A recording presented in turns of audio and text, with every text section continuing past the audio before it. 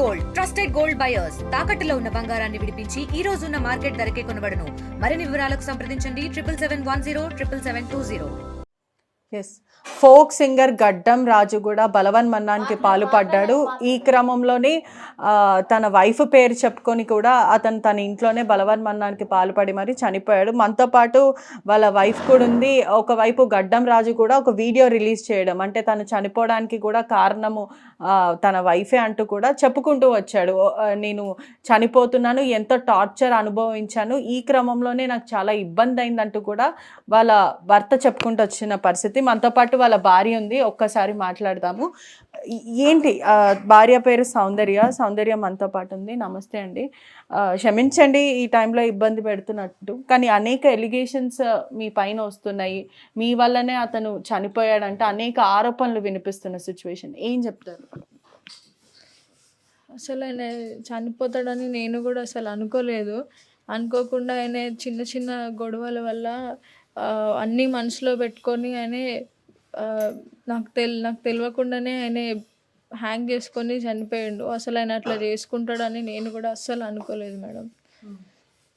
ఎప్పుడు చెడింది మీకు అసలు? మీరు ప్రేమ పెళ్ళే చేసుకున్నారు, ఈ 2 వరుసలు వస్తున్నాయి ఇక్కడ అని చెప్తున్నారు. ఎప్పుడు పెళ్లి చేసుకున్నారు, ఎప్పుడు ప్రేమించుకున్నారు, ఎందుకు గొడవలు రావాల్సి వచ్చింది? ఆయన మా ఇంట్లో వాళ్ళే, చుట్టాలే వాళ్ళు. చిన్నప్పటి నుంచి నాకు ఆయన తెలుసు. కాకపోతే మా అన్నయ్య పెళ్ళి నుంచే నాకు ఆయన ఎక్కువ పరిచయం అయిండు, ఎక్కువ నన్ను ఇష్టపడిండు. ఎక్కువ ఇష్టపడి పెళ్లి చేసుకుందాం అని నన్ను చాలాసార్లు అడిగిండు. అడగడం వల్ల నేను కూడా యాక్సెప్ట్ చేసి ఆయనని ఇష్టపడిన. ఆయన నన్ను ఇష్టపడిండు, నేను కూడా ఆయనని ఇష్టపడి పెళ్లి చేసుకున్నప్పటి నుంచి ఇంకా అసలు మా ఇద్దరి మధ్యలో అండర్స్టాండింగ్ ప్రాబ్లమో లేదో, ఏదో ప్రతి చిన్న విషయానికైనా చాలా గొడవ పెట్టుకునేటోడు, కొట్టేటోడు. అట్లా ఒకసారి నేను కంప్లైంట్ కూడా ఆయన మీద ఇచ్చిన. నేను కనీసం భయం అన్నా ఉంటుంది, కొంచెం మారుతాడేమో అనే ఉద్దేశంతో ఒకరోజు చాలా కొట్టడం వల్ల నేను ఖైరతాబాద్ పిఎస్లో కంప్లైంట్ కూడా ఇచ్చిన. దాని తర్వాత ఒక 10 days 15 days బాగానే ఉన్నాడు. దాని తర్వాత మళ్ళీ అట్లనే ఆయన కొట్టడం అది ఇది స్టార్ట్ చేసిండు. తర్వాత రీసెంట్గా మొన్న సద్దుల బతుకమ్మ రోజు కూడా చిన్న గొడవ, ఎప్పుడు అయ్యే గొడవ లాగానే ఆ రోజు కూడా చిన్న గొడవ అయింది. ఆయన కొన్ని బూతులు తిట్టడం వల్ల నేను కూడా ఆయనను తిట్టిన తర్వాత ఆయన నాకు చేతిలో ఏది ఉంటే దాంతో చాలా కొట్టిండు. నన్ను కొట్టడం వల్ల నేను మా అమ్మ వాళ్ళ ఇంటికి వచ్చేసిన. నేను వచ్చి కొంచెం సేపు అయిన తర్వాత నేను ఇంటికి వెళ్ళిన. నేను ఆయనకి చాలాసార్లు ఫోన్ చేసిన, ఫోన్ లిఫ్ట్ చేయకపోయేసరికి నేను ఇంటికి వెళ్ళిన. అప్పటికే నేను ఇంట్లో నుండి వచ్చేటప్పుడు ఆయన తాగుతున్నాడు, గొడవ అయిందని ఆయన తాగుతున్నాడు. చాలాసార్లు తాగిండు. ఎప్పుడు తాగినా ఇట్లాంటి ఆలోచన నేను ఎప్పుడు చేసుకోలేదు. ఆ రోజు నేను మళ్ళీ రిటర్న్ వెళ్ళేసరికి ఫోన్ లేపట్లేదు అని నేను ఒక 2 గంటల తర్వాత, గొడవైన 2 గంటల తర్వాత మళ్ళీ ఇంటికి వెళ్ళేసరికి ఆయన డోర్స్ తీయట్లేదు. ఈసార్లు బేర్లు డోరు కొట్టినా కూడా డోర్ తీయట్లేదు. డోర్ తీయకపోయేసరికి నేను ఇంటి ముందు ఉన్న కిటికీ నుంచి చూసేసరికి ఆయన అట్లా ఉన్నాడు. తర్వాత కింద వాళ్ళందరినీ పిలిచి నేను డోర్లు పలగొట్టిచ్చేసి, ఆయన అంటే నాకు తెలియదు ఆయన అప్పుడప్పుడే చేసుకున్నాడేమో అని చెప్పి నేను తొందర అందరినీ పిలిచి ఆయనకి నొక్కడము చేయడము అట్లాంటివి మేము చాలా ట్రై చేసినాము. అంబులెన్స్కి కూడా పిలిచినాము. కానీ అప్పటికే ఆయన హాస్పిటల్కి వెళ్ళేసరికి ఆయన ప్రాణం పోయింది. ఇద్దరు వాళ్ళ గొడవలు వస్తుంటే అని తరచు గొడవలు, పెళ్లి చేసుకున్న 6 నెలల నుంచి కూడా గొడవలు, ఎటువంటి గొడవలు వస్తుంటాయి? అంటే ప్రేమ పెళ్లి చేసుకున్నారు అయినా కూడా గొడవలు రావడం ఏంటి? ఆ గొడవలు అంటే ఎటువంటి గొడవలు అంటే ప్రతి చిన్నదాన్ని కొంచెం ఎట్లా అంటే తక్కువ చూసేటోడు. నన్ను ఎప్పుడు అసలు ఒక వైఫ్ లాగా చూడకపోతుండే. ఎప్పుడు ఆయన ఎన్ని మాటలన్నా ఏమన్నా పడి ఉండాలి, అంటే ఆయన కింద ఉండాలి. చాలా అసలు ఎప్పుడు చూసినా ఆయన అసలు నన్ను ఒక వైఫ్ లాగా బిహేవ్ చేసేటోడు కాదు. ఎప్పుడు చూసినా ఏదన్నా పడాలి అన్నట్టు బూతు మాటలు మాట్లాడినప్పుడు మాత్రమే నేను ఆయనకి రివర్స్ సమాధానం చెప్పేదాన్ని తప్ప నార్మల్ టైంలో ఎప్పుడు నేను ఆయనతోని గొడవ పెట్టుకోలేదు. ఆయన అవన్నీ చిన్నవి మనసులో పెట్టుకొని ఉన్నాడు ఆయన. ఎంత గొడవలైనప్పటికీ కూడా భర్త భార్య కారణం వల్లనే నేను చనిపోతున్నానంటే ఒక వీడియో రిలీజ్ చేసి అతను ఫోన్లో గ్యాలరీలో పెట్టుకోవడం, అదే కాకుండా నేను టార్చర్ భరించలేకపోతున్నాను, ఇల్లరికం లాగా వచ్చినట్టు అయిపోయింది నా పరిస్థితి, అమ్మ నాన్న క్షమించండి, మీకు పెళ్ళి సెట్ కాదు, నీకు పెళ్ళి అనేదే సెట్ కాదు అని ఎందుకో అతను అంతగా క్షీణించకపోయింది, అతని మనసు ఎందుకు అంత విరిగిపోవాల్సి వచ్చింది? మేడం నేను ఆయనని టార్చర్ పెట్టేది ఉంటే పెళ్ళైన 2-3 మంత్స్కే నేను పిఎస్కి వెళ్ళి కంప్లైంట్ ఇచ్చేదాన్ని కాదు మేడం. ఆయననే నా మీద కంప్లైంట్ ఇచ్చేటోడు. ఆయననే నేను టార్చర్ పెడుతున్నా అని కంప్లైంట్ ఇచ్చేవాడు మేడం. లేదంటే అందరినీ పెద్దవాళ్ళని పిలిచి మాట్లాడేటోడు. కానీ నేను ఆయన టార్చర్ చేయడం వల్ల నేను వెళ్ళి కంప్లైంట్ ఇచ్చిన. నేను కంప్లైంట్ ఇచ్చిన తర్వాత కూడా అప్పటికి మా ఇద్దరికి సెట్ అవ్వట్లేదు, అండర్స్టాండింగ్ లేదు. ఆయన అసలు నన్ను ఊకే కొడుతున్నాడు, తిడుతున్నాడు, చాలా మాటలు అంటున్నాడు అని చెప్పి నేను అప్పటికే నిర్ణయించుకున్నాను నాకు ఆయన వద్దు అని చెప్పి. ఆయననే మళ్ళీ మా వాళ్ళకి బతిమలాడి, నాకు బతిమలాడి 10 మందిలో పెద్దవాళ్ళ ముందు నా కాళ్ళు పట్టుకొని లేదు నాకు కావాలి, ఇద్దరం కలిసి ఉందాం అంటే నేను నమ్మిన. పోలీస్ స్టేషన్లో జరిగింది. దాని తర్వాత పోలీస్ స్టేషన్ నుండి వచ్చిన తర్వాత కూడా పెద్దవాళ్ళకి తీసుకొచ్చి మాట్లాడితే ఆయన ఇప్పటి నుంచి బాగుంటా అని బతిమలాడితే నేను ఆయనని యాక్సెప్ట్ చేసి నేను ఇప్పటికీ కూడా నేను ఆయనని ఎన్ని గొడవలైనా కలిసి ఉందాం, హ్యాపీగా ఉంటాం, ఇంకా 6 మంత్సే అయింది పెళ్ళయి, ఇంకా చాలా లైఫ్ ఉంది అని నేను అనుకున్నా. కానీ ఆయన చనిపోతాడని నేను అనుకోలేదు. చనిపోయేంత పని చేసుకుంటాడని మాత్రం నేను ఎప్పుడు అనుకోలేదు. మీ మీద అనేక ఎలిగేషన్స్ వస్తున్నాయమ్మా. అంటే అతను కొనిచ్చిన చీర కూడా మీరు వద్దన్నారు, అతనికి బట్టలు కొనుక్కోవడానికి డబ్బులు లేకపోయినా మీకు మాత్రం చీర ఇప్పించారు, అదే చీరతోనే అతను బలవన్మరణానికి పాల్పడ్డాడు, ఉరి వేసుకొని మరీ చనిపోయాడు. ఏంటి మేడం ఆ చీర ఆయన ఇష్టంతోనే నాకు కొన్నాడు, నా ఇష్టంతోనే నేను కొనిపించుకున్నా. ఆ చీర పండుగ కోసమే కొన్నాడు. ఆ చీర ఆ రోజు నేను ఆ చీర తీసుకొని అమ్మ వాళ్ళ ఇంటికి వచ్చిన, బతుకమ్మ పండుగ కదా, ఇంటి దగ్గర చీర కట్టుకొని బతుకమ్మ ఆడి ఇంటికి వెళ్ళామని చెప్పి చీర తీసుకొని వచ్చిన. నేను చీర తీసుకొని వచ్చిన తర్వాత ఫోన్ చేసి నేను కొన్న చీర నాకు ఇచ్చేసేయి, నువ్వు కట్టుకోవద్దు, నాకు ఇచ్చేసెళ్ళు అని అంటే నేను చీరనిచ్చి అమ్మకి ఇచ్చి పంపించిన చీరని. అదే చీరతోనే ఆయన వేసుకున్నాడు. డబ్బులు లేక కాదు, ఆయన దగ్గర డబ్బులు ఉన్నాయి. ఆయన స్టేట్మెంట్లు మీరు చూసుకుంటే మీకు ఆయన అకౌంట్లో డబ్బులు ఉన్నాయా లేదా అనేది తెలుస్తుంది. ఫినాన్షియల్ ప్రాబ్లమ్స్ ఏమైనా ఉన్నాయా? ఎందుకంటే అతను ఒక కళాకారుడు, బాగా పాటలు పాడతాడు, అందరితో కూడా చాలా మంచిగా మాట్లాడే వ్యక్తి. అటువంటి వ్యక్తి ర్యాపిడో కొట్టడము, మరోవైపు అతను ఏదైనా సాంగ్స్ చేయాలన్నా, లేకపోతే ఏదైనా ఎమోషనల్ సీన్స్ ఉండాలన్నా, లేకపోతే కిస్సింగ్ సీన్స్, ఇటువంటివి ఏ సీన్స్ ఉన్నా కూడా మీరు ఒప్పుకోకపోవడము, అతని ప్యాషన్ని అతను ఎంకరేజ్ చేయకుండా మీరు అణచివేశారనేది కూడా ఆ ఆరోపణలు వస్తుంది. ఏం చెప్తారు? ఆయనే యాక్టర్ అని నాకు తెలుసు మేడం. ఆయన లవ్ ఫెయిల్యూర్ సాంగ్స్ చేస్తాడనే విషయం నాకు తెలుసు. ఆయన యూట్యూబర్ అనే విషయం కూడా నాకు తెలుసు. నాకు పెళ్ళికి ముందే అందరూ నాకు చెప్పినా సరే నేను యాక్సెప్ట్ చేసిన. ఎందుకంటే ఆయన ఫీల్డే అదని చెప్పి నేను యాక్సెప్ట్ చేసిన. నేను ఏ రోజు కూడా ఆయనకి నువ్వు ఇది చెయ్యొద్దు, నాకు ఇది ఇష్టం లేదు అని నేను ఎప్పుడు చెప్పలేదు మేడం ఆయనకి. ఆయనకి పెళ్ళైన తర్వాత ఎప్పుడు ఆపర్చునిటీస్ రాలేదు, అందుకోసమే ఆయన వెళ్ళలేదు. ఫైనాన్షియల్ ప్రాబ్లం అయితే అస్సలు లేదు. ఎందుకంటే ఆయనకి ఏం జాబ్ లేకపోయినా సరే, ఆయనకి షూట్స్ ఏం రాకపోయినా సరే నేను జాబ్ చేస్తున్నా. నాకు వచ్చిన శాలరీలో మేమిద్దరం హ్యాపీగానే ఉన్నాం. చాలా మంది తన స్నేహితులు కూడా అదే చెప్తున్నారు, ర్యాపిడో కొట్టేవాడు ఒక కళాకారుడు, అటువంటిది ర్యాపిడో చేయడం తప్పు కాదు, కానీ అంత స్థాయికి దిగజారిపోయాడు అతను. ఒకవైపు ఫ్యామిలీ ప్రెషర్, అమ్మాయి మాత్రం ఎక్కడ సాంగ్స్ వెళ్ళినా కూడా ఒప్పుకోవట్లేదు, సౌందర్య అసలు అతని యాక్టర్గా ఉండనివ్వట్లేదు అనేది కూడా ఫ్రెండ్స్ ఆరోపిస్తున్నారు. లేదు మేడం, ఆయనకి అసలు ఛాన్సులు రావట్లేదు, ఒక్క షూట్ కూడా రావట్లేదు అని చాలాసార్లు ఆయన నా ముందు బాధపడ్డాడు. వస్తాయిలే, కొంచెం ఇంకా టైం ఉంది కదా, టైం వస్తుంది అని చెప్పి నేను ఆయనకి మోటివేట్ చేసిన. నేను అది ర్యాపిడో ఎందుకు కొట్టిండంటే ఆయనకి ఇంట్లో ఖాళీగా ఉండడం ఇష్టం లేక, ఆయన సెల్ఫ్ రెస్పెక్ట్ కోసం ఆయన ఎంతో కొంత డబ్బు సంపాదించాలి, దేనికైనా యూజ్ అవ్వాలి, ఖర్చులకైనా వెళ్ళిపోవాలి అనే ఉద్దేశంతో ఆయన ర్యాపిడో కొట్టిండు. ఆయన దిగజారిపోయి కొట్టలేదు. ఆయన సెల్ఫ్ సాటిస్ఫాక్షన్ కోసం ఆయన ఖాళీగా ఉండొద్దు అని చెప్పి ఆయన ర్యాపిడో కొట్టుకున్నాడు ఆయన, అంతే. అమ్మ మీది ప్రేమ పెళ్ళి, ఒకవైపు ఎంతో ఇష్టపడి చేసుకున్నారు, మీరు రాజు అంటే ఇష్టమని చాలాసార్లు మీరు మాట్లాడారు. ఈ క్రమంలో చివరిసారి అంత్యక్రియలకి మీ భర్తను మీరు ఎందుకు చూసుకోలేకపోయారు? కుటుంబ సభ్యులు కూడా ఇంత ప్రేమించిన వాళ్ళు చివరిసారి భర్తను చూసుకోవడానికి వస్తారు, అసలు అమ్మాయి ఎందుకు రాలేదు అని ఆ క్వశ్చన్ రేజ్ చేస్తున్నారు. ఏం చెప్తారు మేడం? దానికి ఒకటే రీజన్, ఆ రోజు ఆ రోజు ఊరు చాలా దూరం ఉంది మేడం. తెల్లారిన తర్వాత ఎందుకంటే ఊరికెళ్ళేసరికి చుట్టాలు అందరూ వచ్చేసరికి టైం పడతది. తెల్లారవుతదేమో అని అనుకున్నాం. నేను హాస్పిటల్ నుండి ఆయనని అంబులెన్స్‌లో తీసుకెళ్ళిన తర్వాత ఇంటికొచ్చిన తర్వాత నేను కొంచెం కళ్ళు తిరిగి పడిపోయినా. నేను లేవలేకపోయినా. అప్పటికే మిడ్‌నైట్ అయిపోయింది.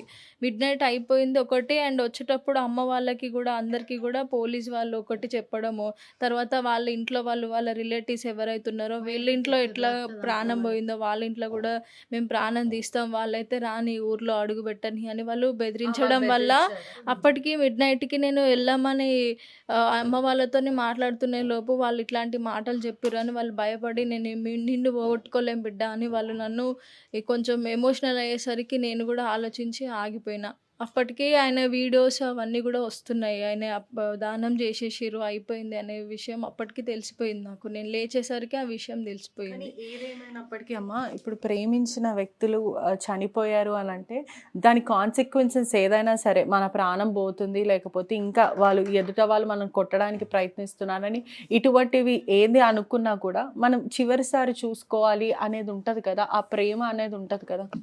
అవును మేడం.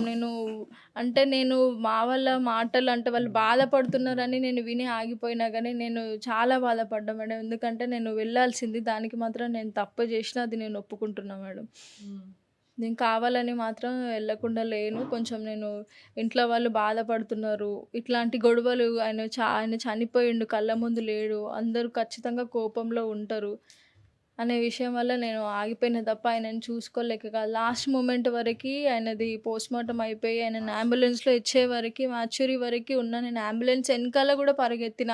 అంటే ఎవ్వరు గూడా కనీసం ఒక మాట గూడా చెప్పలేదు. అంటే నేను ఎక్కాల్సింది కానీ ఆ సిట్యుయేషన్‌లో కొంచెం నేను గూడా చాలా వీక్‌గా ఉండే మేడం. ఫైనల్‌గా మీ మామయ్య గారు కూడా ఒక మాట చెప్పారు. నా కొడుకే పోయాడు, మరి ఆ అమ్మాయి మీద కేసు పెట్టి నేనేం సాధిస్తా అని ఇంత గొప్ప మాట మాట్లాడిన వ్యక్తి అట్లీస్ట్ ఆయన ఇంత మాట మాట్లాడాడు, అట్లీస్ట్ మేమన్నా వెళ్ళాలి అని ఇట్లా ఏం అనిపించలేదు మీకు? అన్నారా అసలు వాళ్ళు? వాళ్ళు అనలేదు మేడం. మా ముందు అనలేదు. మేబీ మీ మీడియా ముందు అన్నారేమో గానీ, వాళ్ళు వెళ్ళేటప్పుడు వాళ్ళ అన్న గాని, వాళ్ళ పెద్దనాన్నలు ఎవరైతే వాళ్ళ చుట్టాలందరూ వచ్చిర్రో ఆ రోజు, వాళ్ళందరూ మా వాళ్ళకి వార్నింగ్ ఇచ్చే ఎళ్ళిర్రు.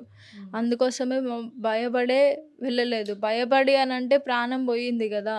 మళ్ళీ ఏమైతదో అనే ఒక ఆలోచనలోనే వెళ్ళలేదు. వాళ్ళు తర్వాత మాకు మెసేజ్‌లు గూడా పెట్టిర్రు. వాళ్ళ అన్నయ్య మిమ్మల్ని అంత ఈజీగా వదిలేయము. మా తమ్ముడు ఎట్లా చనిపోయిండో మిమ్మల్ని గూడా అట్లనే నిన్ను గూడా అట్లనే చంపేస్తా అని పర్సనల్‌గా నాకు మెసేజ్‌లు గూడా ఆయన పెట్టిండు. అందుకే వాళ్ళు ఎంత కోపంలో ఉన్నారో అట్లాంటి మాటలు మాట్లాడుతున్నారో అని ఆలోచించి వాళ్ళ కుటుంబ సభ్యులు కూడా మొన్న గత 2 రోజులు 3 రోజుల క్రితం కూడా ఖైరతాబాద్ పోలీస్ స్టేషన్‌లో మీ మీద కంప్లైంట్ ఇచ్చారు. నా తమ్ముడు కానీ మా కొడుకు చావుకి కారణం వాళ్ళ భార్య సౌందర్యనే, తనే ప్రేరేపించింది, తన వల్లనే బలవన్మరణానికి పాల్పడ్డాడని వాళ్ళు ఇచ్చిన కంప్లైంట్ పైన ఏమంటారు? ఇంకొక ఎలిగేషన్ కూడా వస్తుంది, మీకు అనేక రిలేషన్షిప్స్ ఉన్నాయి, అదే కాకుండా అనేక మందితో ఉంది, వాళ్ళ అన్న ఎవరైతే అనిల్ అన్న వ్యక్తి ఉన్నాడో అతనితో కూడా మీకు రిలేషన్షిప్ ఉంది, సొంత అన్నని ప్రేమించి ఆ తర్వాత మళ్ళీ తమ్ముడిని ప్రేమించి తమ్ముడిని వివాహం చేసుకుంది అని కూడా కుటుంబ సభ్యులు ఆరోపిస్తున్నారు. ఏం చెప్తారు? వాళ్ళ అన్నయ్యను నేను ప్రేమించలేదు మేడం. వాళ్ళు సొంత ఇంట్లో వాళ్ళు రిలేటివ్స్ కాబట్టి చిన్నప్పుడు వాళ్ళు పేర్లు పెట్టుకునేవాళ్ళు. నా శారీ ఫంక్షన్‌లో వచ్చి మా వాళ్ళకి తెలవకుండానే వాళ్ళు పట్టీలేసిర్రు నాకు. అంటే మా అమ్మాయి ఇంకా మా పెద్దోడికే ఇస్తాం ఈమెని అని చెప్పి మా వాళ్ళతోనే ఆ టైంలోనే వాళ్ళు మాట్లాడిర్రు. మీరు వరుసగా ఆయనతో అప్పుడు చాలా చిన్నప్పుడు శారీ ఫంక్షన్ ఎప్పుడవుతది మ్యామ్? 10, 12 ఇయర్స్ ఏజ్‌లో అవుతది. నాకు ఆయనతోని లవ్ ఎట్లా ఉంటది ఫస్ట్? వాళ్ళు పేరు పెట్టుకున్నారు. వాళ్ళ అన్న గూడా నన్ను ఆ టైంలో ఇష్టపడేటోడు. అంటే చేసుకుంటావా అంటే చేసుకుంటా అన్నట్టు అట్లా ఇష్టపడేటోడు. కానీ నేనెప్పుడూ ఆయనని ఇష్టపడలేదు, లవ్ చేసుకోలేదు. రాజు నా వెనకాల తిరగడం వల్ల నేను చేసుకుంటా, నేను హ్యాపీగా చూసుకుంటా అని నాకొక నమ్మకం కలిగేయడం వల్ల నేను ఆయనని ఇంట్లో వాడే గదా అని చెప్పి యాక్సెప్ట్ చేసి నేను పెళ్లి చేసుకున్నాను. 25 రోజులు కూడా వాళ్ళ పెద్దన్నయ్య కోసం మీరు అక్కడనే ఉన్నారు. ఆ తర్వాత వాళ్ళ పెద్దన్నని చేసుకుంటా అని చెప్పి మొహం చాటేశాడు. ఆ తర్వాత రాజుని పెళ్లి చేసుకున్నారనేది వాళ్ళ ఆరోపణ. అవన్నీ అబద్ధాలే మేడం. అప్పటికే నేను చెప్పిన, మీ అన్నకి ఇట్లా చిన్నప్పుడే పేర్లు పెట్టిర్రు. ఇప్పుడు మళ్ళీ నిన్ను చేసుకుంటే కరెక్ట్ కాదు నేను ఆ ఇంట్లోకి రావడం అని కూడా చెప్పిన. అయిపోయిందేదో అయిపోయింది. చిన్నప్పుడు అనుకున్నారు, ఏం అవ్వలేదు కదా, నేను చేసుకుంటా, మనం హ్యాపీగా ఉందాము అని చెప్పేసి ఆయన నన్ను చేసుకున్నాడు తప్ప ఆల్రెడీ వాళ్ళ అన్నతోని ఏం లేదు. అఫైర్స్ అలాంటివి నాకు అసలు ఏం లేదు. అంత చిన్న ఏజ్‌లో అట్లాంటివి ఏం లేదు. ఓన్లీ ఫ్యామిలీస్ పేరు పెట్టుకోవడం వల్లనే ఆ మాట బయటికొచ్చింది తప్ప అఫైర్స్ అట్లాంటివి వాళ్ళ అన్నతో లవ్ అలాంటిది నాకేమీ లేదు. ఇవన్నీ ఉట్టి మాటలు. మీరు మద్యం సేవించి ఇష్టానుసారంగా ప్రవర్తిస్తారు. అదే కాకుండా పెళ్ళైన తర్వాత కూడా మీ పాస్ట్ రిలేషన్‌షిప్స్ వాళ్ళకి కాల్ చేసి మీరు మాట్లాడడం, వాళ్ళతో కాన్వర్జేషన్ పెట్టుకోవడము, మీరు పనిచేసే వర్క్ ప్లేస్‌లో కూడా మీకు అనేక రిలేషన్‌షిప్స్ ఉన్నాయని ఇట్లా ఆరోపిస్తున్నారు. మద్యం సేవించడం అనేది ఇట్లాంటి ఫస్ట్ థింగ్ రాజు ఆయన మెంటాలిటీ చాలా డిఫరెంట్ అయినాయి. నేను ఒక్క నిమిషం నేను బయట వాళ్ళతో కూడా కాదు, మా ఫ్యామిలీ మెంబర్తో, మా అమ్మతోనైనా, మా అన్నతో, మా నాన్నతో ఎవరితోని మాట్లాడినా ఆయన అసలు చూడకపోయేది. ఏం మాట్లాడుతున్నావు, ఎందుకు మాట్లాడుతున్నావు ఇంతసేపు అనేటోడు. అట్లాంటిది నేను ఇంత బ్యాడ్ హ్యాబిట్స్ నాకు ఉన్నాయి అని అంటే ఒక్క క్షణం కూడా ఫస్ట్ నన్నే చంపేసేటోడు ఆయన. ఇవన్నీ అబద్ధం మాటలు మేడం, కావాలని అవన్నీ పుట్టించిన మాటలు, అవన్నీ అబద్ధాలు. ఏం చెప్తారమ్మా ఈ ఘటన గురించి? మొత్తం అంతా మీడియా కానీ కుటుంబ సభ్యులు కానీ బ్లేమ్ చేస్తున్నారు మీ పాపని. తన వల్లనే రాజు చనిపోయాడని కుటుంబ సభ్యులు, ఫ్రెండ్స్ అనేక మంది కూడా బ్లేమ్ చేస్తున్నారు. దీనికి ఏం చెప్తారు? మేడం ఏమేమి జరిగిందంటే ఆ రోజు పండుగ సద్దులు పండుగ అయితే నేను ఆడికి పోయి అంతకుముందు పోలేదు. ఇంకా నేను ఏమైంది కదా, నేను దుర్గామాత గాజులు వేయించడానికి పోయినా మా పాపకు. అంటే పండగ అంటే అందరు వేసుకుంటారు, అమ్మవారి గాజులు అయితే వేయించడానికి పోయినా. అంతకుముందు ఒకసారి మా పాప నాకు జ్వరం అయితే వచ్చిన తర్వాత నేను అయితే ఆ రోజు గాజులు వేయించుకుంటాను పోయినా. రవ్వ పుజ్జన్న వల్ల ఈమె డ్యూటీ కాడ నుంచి వెళ్ళి సరే అమ్మ అని ఆ డ్యూటీ కంచెలో ఆయనకి చెప్పకుండా వచ్చిందండి పిల్లగానికి. చెప్పకుండా వచ్చిన వల్ల ఫోన్ చేసిండు, ఏంది సౌందర్య నీ ఇష్టం వచ్చినట్టు తిరుగుతావు, నీ ఇష్టం వచ్చినట్టు చేస్తావు, నాకు చెప్పవా, నువ్వు చెయ్యవా, కనీసము నాకు చెప్పకుండా నువ్వు ఎట్లా పోతావు, నువ్వు ఎట్లా చేస్తావు, నాకు చెప్పాలి కదా, చెయ్యాలి కదా, నీ ఇష్టరాజ్యమా, నీదా అదా ఇదా అని ఇక ఈమె నాదులో బొమ్మ అంటండి. ఇక ఈమెను అన్న వల్ల నేను ఏడికి పోలే రాదు, అమ్మకి ఇట్లా గాజులు వేపిస్తాను అన్న వాళ్ళు వచ్చిన, నేను ఎక్కడికి పోయినా నీకు చెప్పకుండా చేయకుండా అని ఈమన్నది. సరే ఇటు ఈ బుజ్జి మొన్న కూడా జ్వరం వస్తే కూడా అత్తే ఊకే పోవద్దు చెయ్యొద్దు అని అంటాడు కదా. ఎందుకు అంటాడు, అమ్మాయి కదా బిడ్డ కదా, రా చెయ్యరా, మరి ఇక్కడ వేరే వాళ్ళకి నువ్వు పోలేదు కదా, అమ్మ వాళ్ళ ఇంటికి వచ్చినావు కదా, నువ్వు ఎక్కడికి పోలేదు కదా, ఇదని ఎందుకు రాదు, నువ్వు అట్లా మాట్లాడుతావు ఇట్లా మాట్లాడుతావు, నీకేమైనా కాగితం రాసి ఇచ్చిన్నా అని నేనన్నా. మేడం మళ్ళీ ఎందుకు ఇది, నీకేమైనా కాగితం రాసి ఇచ్చినా రాదని నేను అన్న వల్ల ఇక ఇటు అని ఈమె తీసుకున్నది కదా, గాజులు వేయించుకున్నాము. ఇక వస్తున్నాం, ఇక ఇంటికి వస్తున్నాం. అమ్మ ఇక నువ్వు కూడా రమ్మని వాళ్ళు ఇద్దరం ఇంటికి వచ్చినాక మీరు ఇద్దరు రాలే బిడ్డ, పండగ కదా 2-3 రోజులు అంటే ఉందిరని నేను అన్న వాళ్ళే. ఇక ఈమె అన్నే ఉన్నది, నేను ఇంటికి వచ్చిన. ఇక వచ్చిన తర్వాత ఏమైంది, మీ అమ్మకి ఇట్లా కాగితం రాసి ఇచ్చిందా, ఇది రాసి ఇచ్చిందా, అది రాసి ఇచ్చిందా అని మీ అమ్మ ఎట్లా పడితే అట్లా అంటది మాటలు, నోటికి వచ్చినట్టు బాగుతుంది. అత్త లెక్క చూడాలి, అల్లుని లెక్క చూడాలి, అత్తలాగా మాట్లాడాలి, ఇట్లా మాట్లాడాలి అట్లా మాట్లాడాలి, మీ అమ్మ ఇట్లా చేస్తా అట్లా మాట్లాడదా ఇట్లా మాట్లాడదా, విలువ లేదా, ఇది లేదా, అది లేదా అని ఇక అని అంటాడట. ఈమెతో గొడవ చేసిండట, ఇక కొట్టిండట బాగానే. ఇక ఎటు పడతాట మేము ఇటు వచ్చినాక ఇక కొట్టిండు. అంటే ఎప్పుడు గొడవలేనా వీళ్ళకి? ఎప్పుడు ఇంట్లో ఇదే గొడవల గురించే మాట్లాడుతూ ఉంటారా? మంచిగా ఉన్న రోజులు కూడా ఉన్నాయి? అంటే వీళ్ళు మంచిగా ఉన్న రోజులు కూడా ఉన్నాయి మేడం. ఏంటంటే వీళ్ళకు అండర్స్టాండింగ్ ఉండదు, కమ్యూనికేషన్ ఉండదు. ఎట్లా అంటే ఒకరు వాడరు మేడం. వీళ్ళకి చిన్న చిన్న గొడవలు అసలు చేసుకునే అంత పెద్ద పెద్ద కారణాలు కూడా కాదు మేడం. ఏదో చిన్న చిన్న కారణాలకు ఇద్దరు కూర్చొని ఇట్లా అయితే ఇట్లా కాదని చెప్పి ఇద్దరు కరెక్ట్ మంచిగా ఆలోచించుకొని ఉంటే కంపల్సరీ వాళ్ళిద్దరు మంచిగా ఉండేటోళ్ళు మేడం. కానీ ఆయన ఎవరైతే ఉన్నారో మా బావ, ఆయనే కంపల్సరీ అసలు వీళ్ళ భార్యాభర్తల లొల్లి మేడం. చిన్న లొల్లీలు వాళ్ళనే ఆయన చేసుకున్నాడు. వీళ్ళకి ఇంత పెద్ద డిసిషన్ తీసుకోవడం అనేది అందరికీ షాకింగ్ ఉంది. ఆయన ఎట్లా అంటే మేడం కొంచెం ఆయనది కొంచెం థింకింగ్నెస్ వేరు ఉంటుంది. ఆయన కొంచెం ఎట్లా అంటే కొంచెం సైకో బిహేవియర్ ఉంటుంది. చిన్న వాటికి పెద్ద వాటికి కోపం, ఇమోషనల్ గా స్టెబిలిటీ ఉండదా? ఎమోషనల్ గా స్టెబిలిటీ ఉండదు. కొంచెం షార్ట్ టెంపర్. ఎట్లా అంటే చిన్న మాట ఇట్లా అనగానే రియాక్ట్ అవుతాడు మేడం. ప్రతి చిన్నదానికి, గొడవ లేని దానికి కూడా రియాక్ట్ అవుతాడు ఆయన. అసలు ఒక్క మాట ఏదైనా మాట్లాడితే దానికి 10 విధాలుగా ఆలోచిస్తాడు ఆయన. అసలు తీసుకోలేడు, ఏ మాటని కూడా తీసుకోలేడు. ఆయన చెప్పిందే వినాలి, ఆయన చెప్పిందే కరెక్ట్ అన్నట్టే మాట్లాడతాడు. దానివల్లనే చాలాసార్లు మా ఇద్దరి మధ్యలో గొడవలు అవుతాయి. ఆయన కొంచెం బూతులు మాట్లాడడం వల్ల నేను మాట్లాడేదాన్ని, దానికి ఆయన ఇంకా ఇష్టం వచ్చినట్టు కొట్టేటోడు. అంతే. ప్రతి చిన్నదానికి చాలా పెద్దగా రియాక్ట్ అవుతాడు ఆయన కొంచెం ఆయన థింకింగ్ అనేది అంత అసలు ఆయన మైండ్ సెట్ చాలా డిఫరెంట్. నార్మల్గా ఎవరిలాగా ఆయన అసలు ఉండడు. ఆయన చాలా డిఫరెంట్. ఆయన ఈ కొట్టేటప్పుడు ఎప్పుడైనా మీరు పిలిచి మందలించడం ఇటువంటివి జరిగిందా? కొట్టేటప్పుడు మందలించడం జరిగింది మేడం. నేను ఎట్లా అంటే నా చెల్లెకి చెప్పుకుంటా, ఆయనకు కూడా చెప్పుకుంటా. ఇట్లా అయితే ఇట్లా పెట్టుకోకండి. అనవసరంగా ఇప్పుడు మీరు లొల్లిలు పెట్టుకొని మీరు సంతోషంగా ఉండకపోతే ఎవ్వరు సంతోషంగా ఉండరు. మీ కుటుంబం నుంచి సంతోషంగా ఉండరు, ఇటు మా కుటుంబం నుంచి సంతోషంగా ఉండరు. మీరు మంచిగా ఉంటేనే మేము మంచిగా ఉంటాం. అట్లా లొల్లిలు పెట్టుకోకు అని అంటే, లేదు లేదు ఇట్లా ఇట్లా అంటది మీ చెల్లె అని అంటే, బుజ్జి నువ్వు కూడా అట్లా అనొద్దు. ఎందుకంటే ఒక భర్త మీదకి నువ్వు ఇట్లా రిటర్న్ మాట్లాడడం అది కరెక్ట్ కాదు. ఎవరైనా సరే ఇప్పుడు ఏదైనా మాట అన్నప్పుడు నువ్వు పడు. అంతేగాని నువ్వు మళ్ళీ నువ్వు ఒక మాట ఆయన ఒక మాట అంటే అది అనవసరంగా గొడవలకు దారి తీస్తుంది. ఇప్పుడు గొడవలకు దారి తీసి ఇంత పెద్దది అయింది. ఇప్పుడు మా చెల్లెనైనా ఇప్పుడు అయినైనా ఎవరో ఒకరు కొంచెం తగ్గి అయినా సరే ఏదో ఒక రకంగా వాళ్ళు అర్థం చేసుకుంటే భార్యాభర్తల లొల్లిల వల్ల వాళ్ళు కంపల్సరీ ఇలా మంచిగా ఉండేవాళ్ళు. అంటే ఎక్కడ ఇద్దరు కూడా తగ్గలేరు, హోరాహోరీగా మాట్లాడుకుంటుండే. మేడం మేము ఉన్నది ఉన్నట్టు చెప్తాం. మాకు వాళ్ళ సైడ్ నుంచి వాళ్ళు ఎన్ని అబద్ధాలైనా చెప్పుకొని మేడం, మాకు ఆ దేవుడు ఉన్నాడు అంతే. మాకు న్యాయాలు ఉన్నాయి, చట్టాలు ఉన్నాయి, అన్నీ ఉన్నాయి మేడం. మాకు కూడా న్యాయం జరగాలి. కానీ మేము ఉన్నది ఉన్నట్టు చెప్తున్నాం మేడం. మాకు అబద్ధాలు చెప్పడం మాకు రాదు, మేము అబద్ధాలు చెప్పాం. తన మీద కేసు కూడా పెట్టారు. అంటే మొత్తం అంతా సొసైటీ కానీ కుటుంబ సభ్యులు కానీ భర్తని చంపేసిన భార్య అని ఒక ముద్ర వేసిన పరిస్థితి. ఏం చెప్తారు?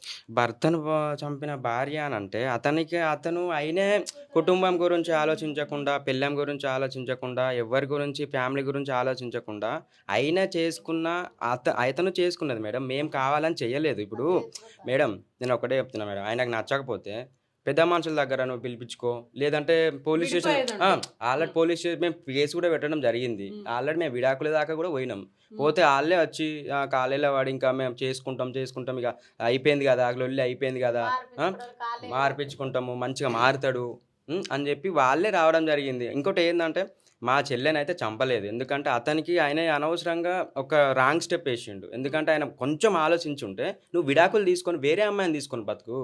నేను ఏ ఇంటర్వ్యూ అయినా ఇదే చెప్తున్నాను నేను. ఎందుకంటే ఇద్దరు బతకాలి మేడం. ప్రాణం విలువ అనేది చాలా కలిసి ఉండలేకపోవడం వల్ల ఇంకా అట్లీస్ట్ విడిపోయిన సుఖంగా ప్రశాంతంగా ఉండొచ్చు. ఇప్పుడు మనకు ప్రాణం పోయింది, మనకు తిరిగి వస్తుంది మేడం, తిరిగి రాదు కదా. నేను ఎక్కడైనా ఒకటే మాట చెప్తాను మేడం, నీకు నచ్చకపోతే విడాకులు తీసుకొని దూరంగా ఉండండి. దూరంగా ఉంటే ఇద్దరు సంతోషంగా ఉంటారు. మళ్ళీ ఏమో చెప్పలేము, దేవుడు లైఫ్లో చెప్పలేము కదా మేడం. ఎవరో ఒకరు ఇంకా చేసుకుంటారో చేసుకోరో అది పక్కన పెడితే హ్యాపీగానైతే ఉంటారు కదా ఫ్యామిలీస్ దగ్గర. అనవసరంగా ఈ చిన్న గొడవలకు మీరు చేసుకోవడం అంత కరెక్ట్ కాదు.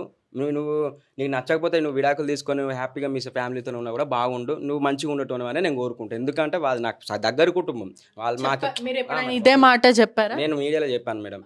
నాకు వాళ్ళేం దూర బంధువులు కాదు, నాకు వాళ్ళ దగ్గర వాళ్ళే, మా ఇంట్లో మా అమ్మమ్మ వాళ్ళ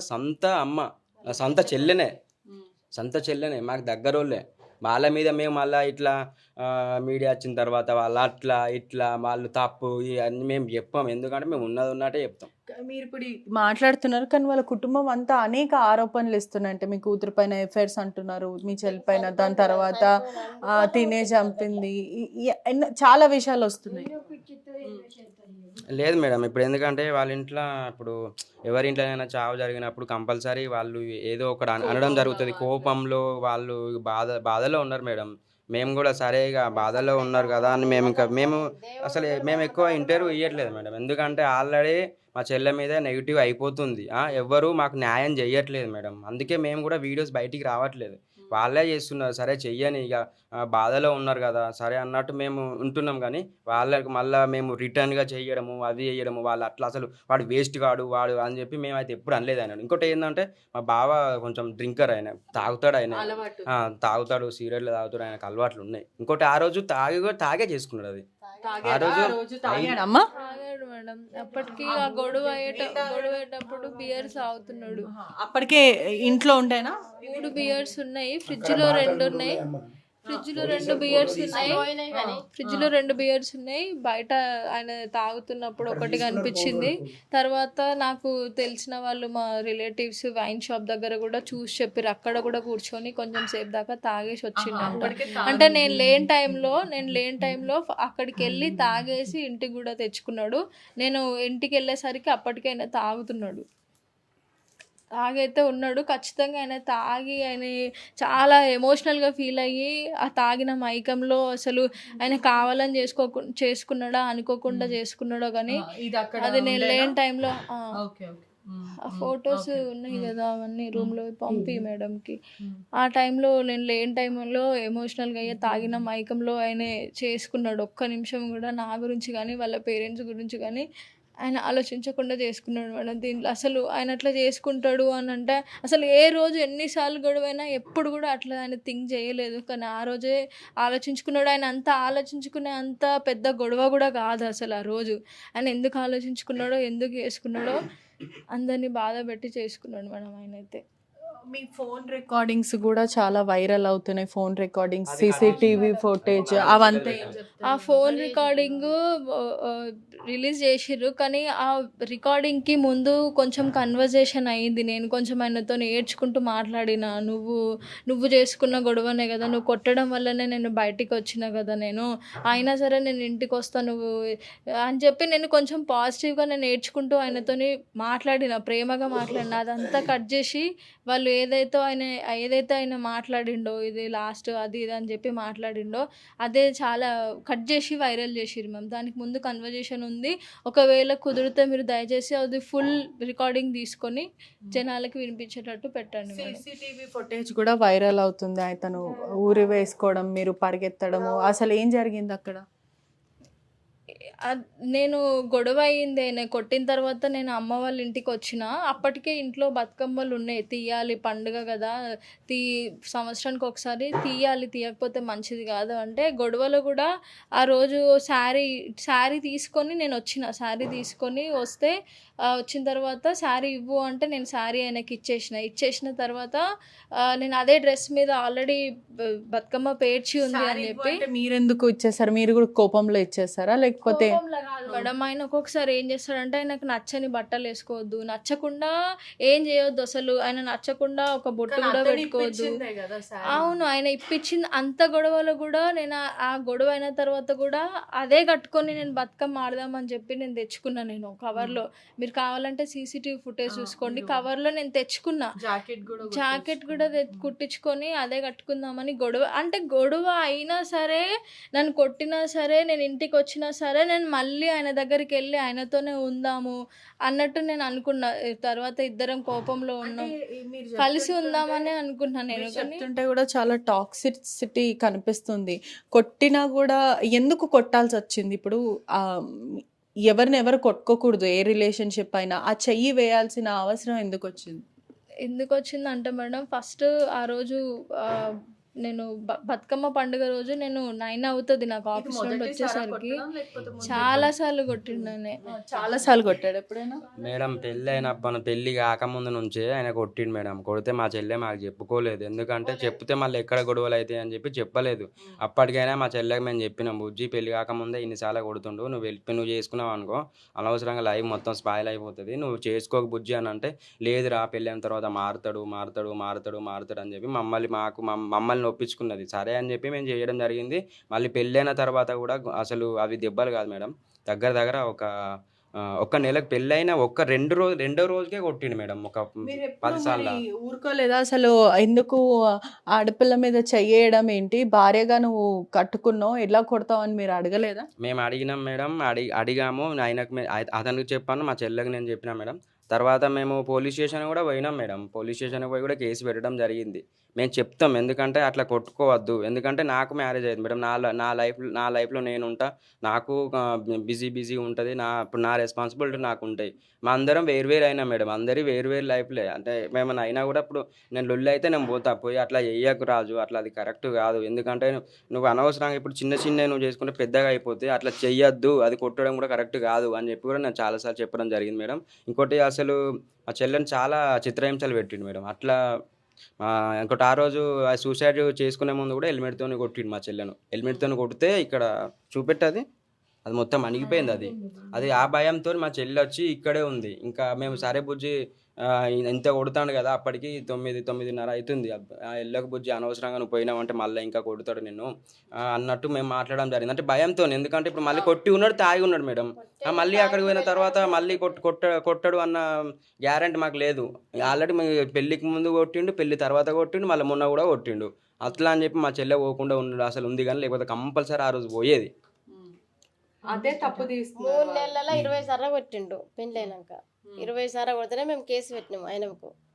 ఇట్లా ఊరికే కొడతాండు, ఇక కొంచెం భయం అని ఉంటుంది కదని కేసు వేసినాం మేము. గట్లా చెప్పే ప్రకారం కూడా వీళ్ళకి కలిసి ఉండాలి, కలిసి బ్రతకాలనే కోరిక బలంగా ఉంది, కానీ ఎక్కడ అండర్స్టాండింగ్ అనేది కనిపించట్లేదు. కలిసి ఉండాలి, ఒక లైఫ్ని ఊహించుకున్నది, తను ఊహించుకుంది, అతను కూడా ఊహించుకొని కలిసి ప్రయాణం చేశారు, కానీ ఎక్కడ ఒకరినొకరు అర్థం చేసుకోలేకపోయారని కూడా తెలుస్తుంది.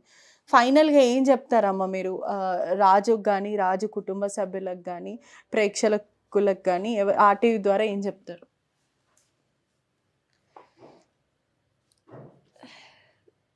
రాజు ఇట్లా చేస్తాడని మాత్రం నేను అనుకోలేదు మేడం. ఎన్ని గొడవలైనా నేను కలిసి ఉందామని అనుకున్నా.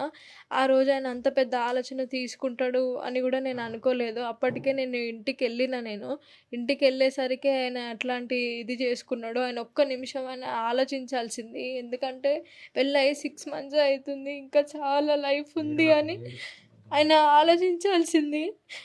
నా లైఫ్ పాడు చేసిండు, ఆయన లైఫ్ కూడా పోగొట్టుకున్నాడు, అందరికీ దుఃఖం పెట్టేసి ఆయన వెళ్ళిండు.